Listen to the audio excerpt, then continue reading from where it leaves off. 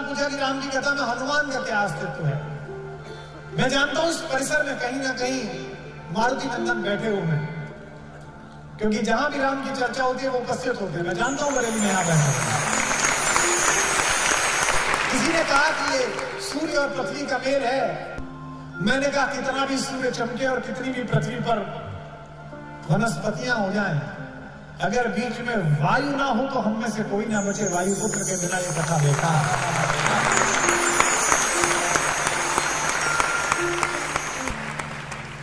Communication की बड़ी चर्चा है साहब। राजनीति में बिना कम्युनिकेशन आप सफल नहीं है, साहित्य में बिना कम्युनिकेशन आप सफल नहीं है, मार्केटिंग में आप सफल नहीं है। दुनिया का एक बड़ा व्यापारी है एलन मस्क, वो कम्युनिकेटर भी बहुत बड़ा है। सुबह से शाम तक ट्विटर पे बैठा रहता है। दुनिया के सारे बड़े नेता कम्युनिकेटर से। कम्युनिकेशन की बड़ी चर्चा है। लोग मुझ पर भी रीच कर कहते हैं कि आप पर सरस्वती की कृपा है। अगर कम्युनिकेशन भी सीखना हो, डिप्लोमेटिक कम्युनिकेशन सीखना हो, इस देश की सरकारों को अपने डिप्लोमेट्स को, आईएफएस अधिकारियों को रामचरितमानस पढ़ानी चाहिए, राम की कथा पढ़ानी चाहिए। वो आपको बताएगी कि घर में जो शत्रु है उससे कैसा कम्युनिकेशन करना है, जो बाहर शत्रु है उससे कैसा कम्युनिकेशन करना है। हनुमान जैसे सरल और मित्र भाषी व्यक्ति को कितना अद्भुत कम्युनिकेटर राम ने बना दिया है अपने सत्संग से। अंगद को कितना अद्भुत कम्युनिकेटर बना दिया, कभी आप मानस पढ़िए।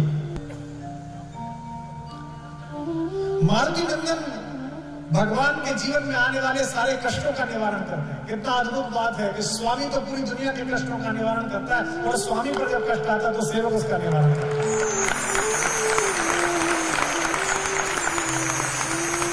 लेकिन उसके बाद भी सेवक में अहंकार नहीं है। अगर देश में रहने वाला आदमी, अगर किसी संस्थान में काम करने वाला आदमी अपनी व्यक्तिगत योग्यताओं को देश के ऊपर समझता है तो वो देश का नागरिक होने योग्य नहीं है। अगर किसी संस्थान में काम करने वाला आदमी अपनी व्यक्तिगत योग्यताओं को संस्थान से ऊपर समझता है तो संस्थान में काम करने योग्य नहीं। जितने कॉर्पोरेट के लोग बैठे हो, अपने एम्प्लॉय रिलेशंस को समझना हो तो हनुमान और राम का रिलेशन समझवाना। एमबीए वालों से मत समझवाना, किसी भी पंडित को बुला के राम की कहानी सुनवा देना। हनुमान पर गर्व करने योग्य, अहंकार करने योग्य, स्वाभिमान करने योग्य सब कुछ है। उन्होंने बचपन में ही सिद्ध कर दिया कि वे कितने तेजस्वी हैं। बाल समय रविवक्ष दियो, तब दीनों लोग देव अधियारो। छोटे से थे तभी बता दिया उन्होंने। जूनियर ओलंपिक में रिकॉर्ड तोड़ दिया। वे पंच तत्वों में से एक वायु के पुत्र हैं। वे पंच कन्याओं में से एक पूजित माता अंजनी के बेटे हैं। वे भगवान शंकर के दत्तक पुत्र हैं। 11वां रुद्र उन्हें कहा जाता है। ब्रह्मा उनके गुरु हैं। वरुण ने उन्हें वरदान दिया कि तू पानी में नहीं डूबेगा बेटा। अग्नि ने उन्हें वरदान दिया तो अग्नि में नहीं जलेगा। लेकिन इसके बाद भी हनुमान कभी अपना परिचय ऐसे नहीं देते। हवाई जहाज में चले जाओ, पड़ोस में बैठे हुए आदमी से पूछो क्या करते हैं। बड़ी कंपनी में काम करता होगा, भारत के लिए काम करता होगा, तो वो ये नहीं बताता I did graduation from Cambridge, then I go to Harvard, then I work with। भाई ये क्या है? बाहर जाते समय, विश्व के किसी देश में जाते समय, जो हाथ में भारत का पासपोर्ट है उसके ऊपर जो अशोक चक्र छपा हुआ है वो तुम्हें इस बात की पात्रता देता है कि तुम देश के प्रधानमंत्री और विदेश मंत्री के बराबर ही शक्तिशाली हो। बाहर जाओ तो विदेश में जाते समय सदा याद रखो कि यहां तुम किसी दल के, किसी जाति के, किसी संप्रदाय के, किसी धर्म के व्यक्ति नहीं हो, यहां भारत के प्रतिनिधि हो। तुम्हारे माध्यम से भारत बोल रहा है।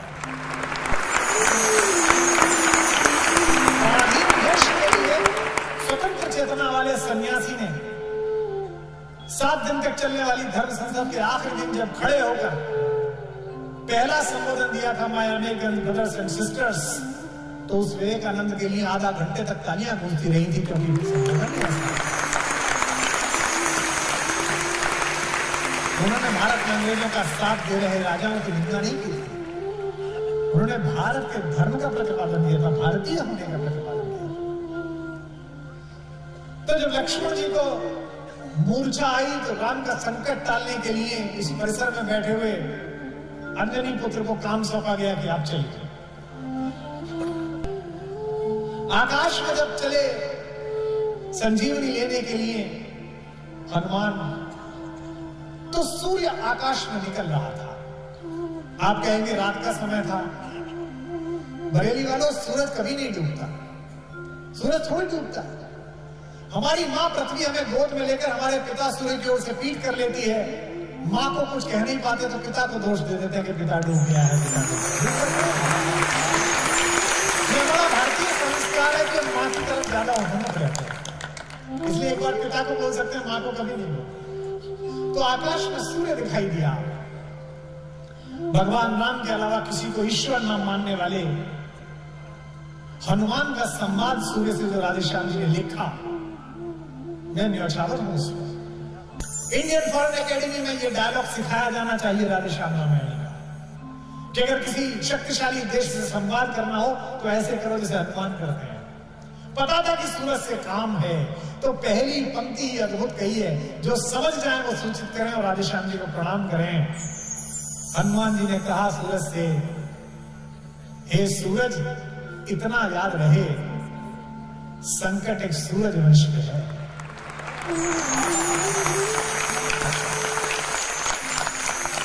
इसे कहते हैं डिप्लोमेसी, इसे कहते हैं डायलॉग की डिप्लोमेसी। क्योंकि राम भी तो सूर्यवंशी है, लक्ष्मण भी तो सूर्यवंशी है। सूरज से कह रहे हैं मेरा काम नहीं है, तुम्हारा काम है। आज हमको लोग सिखा रहे हैं यूक्रेन की तस्वीरें दिखाकर कि यूक्रेन में मनुष्यता शर्मसार हो रही है। हमसे कहते हैं कि आप इधर बोलोगे किधर बोलोगे। दुनिया की मनुष्यता के झंडा बरदारों, दुनिया में मानवाधिकारों का ढिढोरा पीटने वालों, भारत को मत समझाओ किधर खड़े होना है। जब ये दुष्ट पड़ोसी हमारी तरफ अमेरिका से भीख में मिले हुए हथियार लेकर चला था तो कोई नहीं आया था, उस समय रूस आया था हमें बचाने के लिए, हम उसके साथ खड़े थे। हमको कोई ना सिखा। ये सूरज इतना याद रहे, संकट एक सूरज वंश पे है। लंका के नीच राहु द्वारा आघात दिनेश वंश पर है। और विनम्रता देखिए, इतने शक्तिशाली व्यक्ति की विनम्रता, डिप्लोमेसी देखिए। इसलिए छिपे रहना भगवान, जिसने राम के अलावा किसी को भगवान नहीं कहा, वो सूर्य से कह रहा है। ये राधेश्याम जी का कमाल था। इसलिए छिपे रहना भगवान, जब तक न जड़ी पहुंचा दूं मैं, बस तभी प्रकट होना दिनकर, जब संकट निशा मिटा दूं मैं। मेरे आने से पहले, फिर भावुक भी कर रहे हैं, मेरे आने से पहले यदि किरणों का चमत्कार होगा तो सूर्यवंश में सूर्यदेव निश्चित ही अंधकार होगा। फिर कहते हैं कि बहुत मुझे उम्मीद है, आशा है, स्वल्प प्रार्थना यह सच्चे जी से स्वीकारोगे। आतुर की आर्त अवस्था को होकर कर्णार्ध निहारोगे। 8 पंक्तियां विनम्रता की और बाद में 2 पंक्ति भारतीय तेवरों की। इस देश का तेवर ऐसा होना चाहिए, इस देश के विदेश मंत्री, प्रधानमंत्री, इस देश के रक्षा मंत्री, गृह मंत्री की भाषा ये होनी चाहिए जो हनुमान कह रहे राधेश्याम रामायण के मुख से। मैं धीमे से पढ़ूंगा और विस्फोट पैदा होगा यहाँ भारतीय स्वाभिमान का। अन्यथा क्षमा करना दिनकर, अंजनी तने से पाला है। बचपन से जान रहे हो तुम हनुमत कितना मतवाला।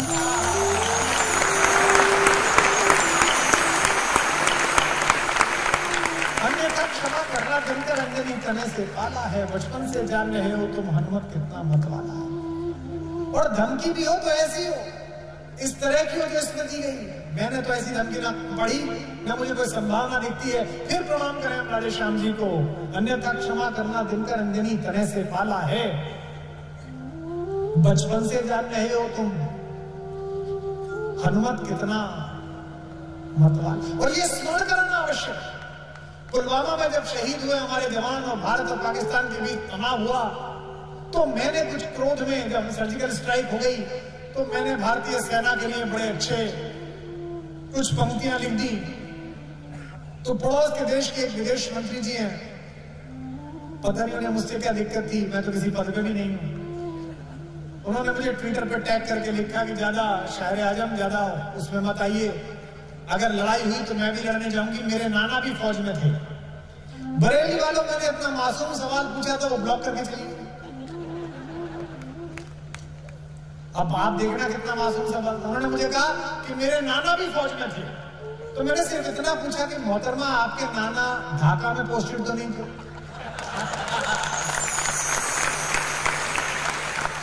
अन्यथा क्षमा करना दिनकर, अंजनी तने से पाला। रिमाइंडर, बचपन से जान रहे हो तुम हनुमत कितना मतवाला है। अब ये दो पंक्ति चेतावनी, भारत का स्वाभिमान मुख में तुमको धर रखने का, फिर वही क्रूर साधन होगा।